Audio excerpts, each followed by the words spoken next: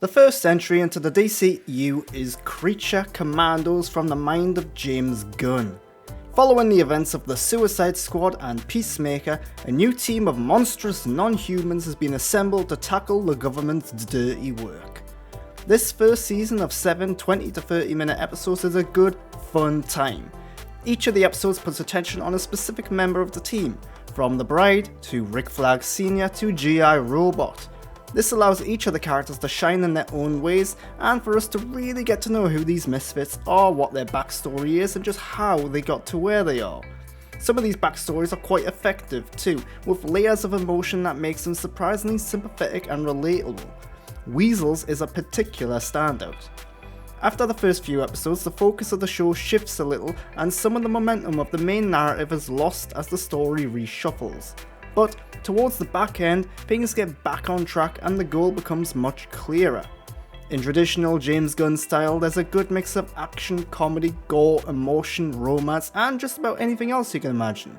This show really has a lot going on in terms of tone, but it manages to handle it all quite well. This is a quintessential James Gunn show, so if his style and vibe isn't for you, this show certainly won't be either. While Gunn did write every episode, he did not direct any.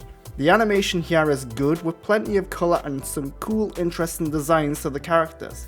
However, as the first entry into the DCU, I was hoping for something a little more unique, a look and style that would set it apart from the many other animated shows and movies out there. Sadly, while it clearly has a lot of time and money put into it, it doesn't have a distinct look of its own. It's just a little disappointing. The voice acting meanwhile is fantastic across the board, with some big name cameos and in the main lineup as well. How important this show will be going forward remains to be seen. There are connections to the Suicide Squad and Peacemaker, confirming both of those media are officially part of the DCU too. There are even some larger references to other characters and larger DCU lore, but nothing here suggests it's essential viewing or that the plot threads established here will be of major importance beyond the next season of Peacemaker and whatever's going on with the Wonder Woman side of things. Creature Commandos is a fun time thanks to plenty of decent humour and cool, gory action.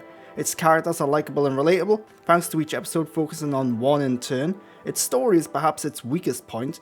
While it starts and ends well, the middle episodes sometimes lack a clear focus and goal. Overall though, this is a good start to the highly anticipated DCU.